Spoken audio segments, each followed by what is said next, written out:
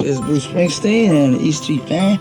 Yeah! We're the Supremes. Hi, I'm Daryl Hall. And I'm John Oates, doing the Jingle Bell Rock. I'm Olivia Rocks. This is Jeff Timmons of 98 Degrees. You're listening to The Sounds of Christmas podcast. Hi, I'm Ken Kessler, and welcome to the Sounds of Christmas podcast. If you're new to this podcast, I want to start by saying thanks for joining us. If you're not new, welcome back. Either way, I'm glad you're here. Now, to avoid any confusion, I want to start off by saying there won't be any music played here. This is a place for conversation. I'll talk about Christmas music and some related topics, sometimes by myself and sometimes with guests.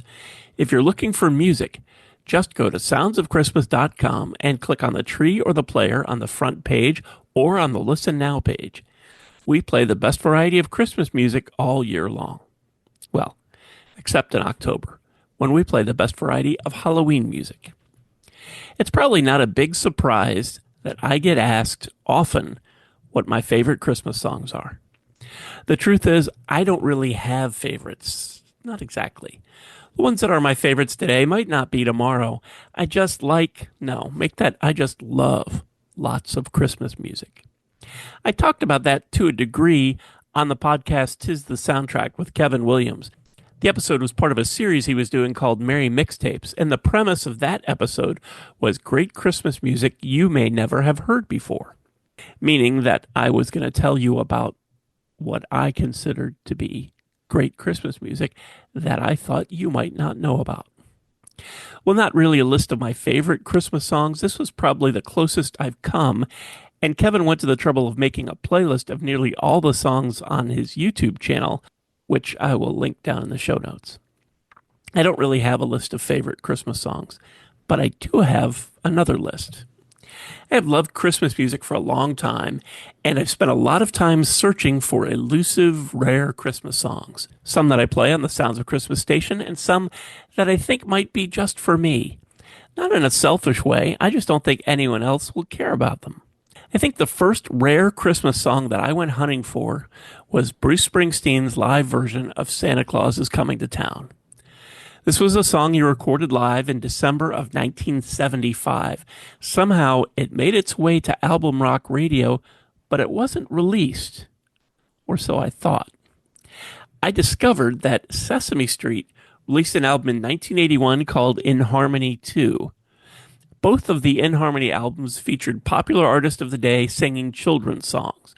First album, which came out in 1980, included the Doobie Brothers with Winkin', Blinkin' and Nod, as well as songs from James Taylor, Bette Midler, Al Jarreau, Dr. John, George Benson, and many others. The second album had Billy Joel, Lou Rawls, Teddy Pendergrass, Kenny Loggins, and Crystal Gayle, among others, like Bruce Springsteen. Bruce's version of Santa Claus is Coming to Town was the last track on the second side of In Harmony 2, and it was the only Christmas song. And I found it in a bargain bin in a Woolworths department store. The fact that I was checking the records in a bargain bin in Woolworths gives you a pretty good idea of the kind of Christmas music hunter I was, or am. Song showed up as the flip side of the single My Hometown in 1985, and then it started popping up on compilations a few years later. But I celebrated a victory in 1981 when I found a copy before everyone else. Well, that's not exactly right. I told other people that I thought would care where I found it so they could go and get a copy for themselves, but it was a really good feeling to have found this rare song that I'd been searching for. And that was only the beginning. I won't bore you with every song that I hunted. I'll just try to give you the highlights. It was probably around the time that I found that Bruce Springsteen song that I found out that the Beatles had recorded fan club Christmas records. These weren't songs. They were just recordings of the Beatles being their silly selves, wishing their fans a Merry Christmas. These were sent out from 1963 to 1969. I think I heard one or two of them on the rock station I listened to when I was in high school. That's probably how I found out that they existed in the first place. Then I began my search. Those individual singles were nearly impossible to find, and when I did find someone that was willing to sell it, the price was astronomical. And then I found that all the singles had been collected into one album in 1970, And that's what I found in a used record store in Florida while away on a family vacation. That might give you a little more insight into my mania. This is what I chose to do on a family vacation. Just a few years ago, maybe a little more than just a few, Capitol Records made a box set available that included reproductions of all of the fan club singles, and I was lucky to get one of those too. So, what's next? In 1977, I think it was 1977, while out on tour, Billy Joel performed Have Yourself a Merry Little Christmas. Copies of that were sent to radio stations, and it sounded so good and so professional that many stations played it, but it was a bootleg, and the record label quickly stepped in. I tried for a long time to find a copy of that.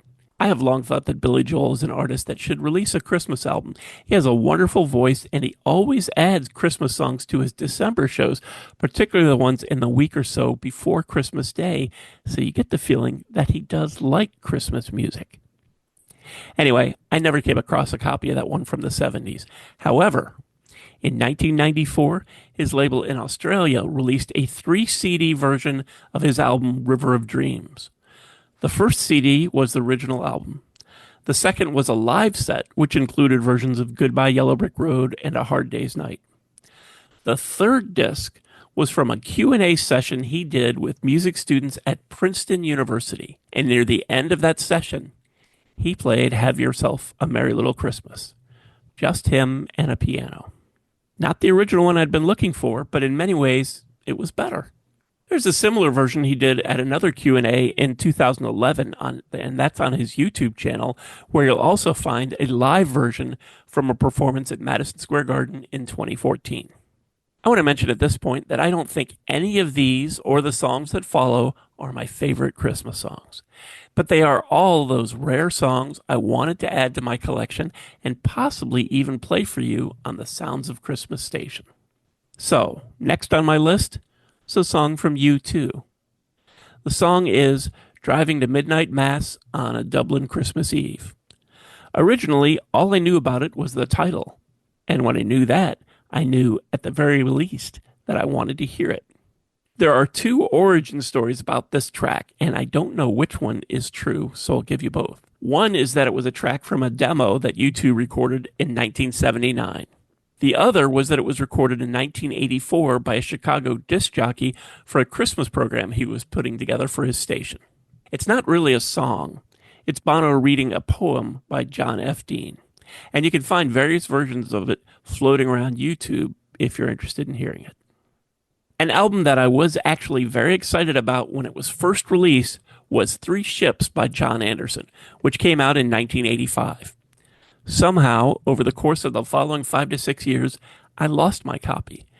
And sadly, it had also gone out of print. The age of eBay arose, but every copy I found there was either too expensive or was an obvious fake. It wasn't until 2007 when the album was re-released, and this time it had an extra 5 songs. I was fortunate enough to have found out about it and grabbed a copy, as it quickly went out of print again. Currently, I don't think it's even streaming anywhere. You can find his version of Oh Holy Night on a charity compilation from the Juvenile Diabetes Research Foundation. The album's called More Hope for the Holidays. That came out in 2010, and it also includes Christmas songs from Mike Love, Weezer, Rick Wakeman, and Bare Naked Ladies. Over the years, other highly sought-after songs were from fan club releases. The ones I tried the hardest to find were those by R.E.M., Pearl Jam, and the Eurythmics. Most of the fan club stuff I was looking for, at least from those 3 artists, are on YouTube, posted not by the artists themselves, but by fans, so you can at least check them out if you're so moved. At this point, you might be asking yourself, why is he going through all this? Is there a point, or is it random? There is a point. This week, I crossed the last song off my list. It's kind of funny, as this last song is a song that I had never heard. And I only just found out the story behind it today, even though I've been searching for it for at least 20 years. The song was Ding Dong Merrily on High, or at least that's what I thought it was, by Peter Gabriel. My understanding was that this was a song he recorded in the late 70s, shortly after he left Genesis. And really, that was all I knew. What I found out makes this one of the rarest songs I've come across or even looked for. On December 21st, 1978, Peter Gabriel and Tom Robinson recorded an original song that they had written together called Merrily Upon High. They recorded it at Pi Studios in London, specifically for Nicky Horn's Capital Radio show. Nicky introduced the song and played it that afternoon, and that was one of the few times, if not the only time, that it aired. A few days later, Peter Gabriel and Tom Robinson played a charity concert and were joined on stage by Elton John, along with Phil Collins and Mike Rutherford of Genesis, and band members of Tom Robinson's band and Peter Gabriel's touring band. They played Merrily on High that night. 3 years later, Tom Robinson re-recorded it for his album North by Northwest, and that version is available on most streaming sites as I'm recording this. But that original version with Peter Gabriel isn't. It was never released. And since it only played that first time 4 days before Christmas, the odds are that it really couldn't have been played too many more times. This is not some amazing Christmas song that has skyrocketed to the top of my favorites list, if I even had one, which I don't. But it does represent something pretty amazing, at least to me. It's the last song on my list, the last song I've been searching for. I'm sure there will be others that I find out about and begin the search anew, but for now, it's done. Decades spent looking for a handful of rare Christmas songs have concluded with what has turned out to be quite the ultimate rarity, at least for me. Does this change anything? No, not really. I still love Christmas music and talking about Christmas music. There will be new songs to find next year, if not before, and there will be more singers and musicians to talk to. In fact, some of those coming up later this week. But for now, I'll bask in the glow of completion, crossing off the last song off my Christmas list. Thanks so much for listening, helping me share some Christmas spirit, and for continuing to support the Sounds of Christmas station and podcast. I already told you how to listen to the station, and you're listening to the podcast now, so my work here is just about done. All of our episodes are available on the Sounds of Christmas website. Just click the podcast tab. And we also have a Linktree page that lists most, if not all, of the sites that stream the Sounds of Christmas podcast. So you can click on that, find your favorite, click on over, and then subscribe, and you'll never miss another episode. If you have comments or suggestions on this episode, previous episodes, or the Sounds of Christmas station, feel free to reach out to me on social media or through the website. If you're listening to this episode on your phone, you can also click the Send Us a Text message link and connect that way. Thanks again. And may you always believe in Santa Claus.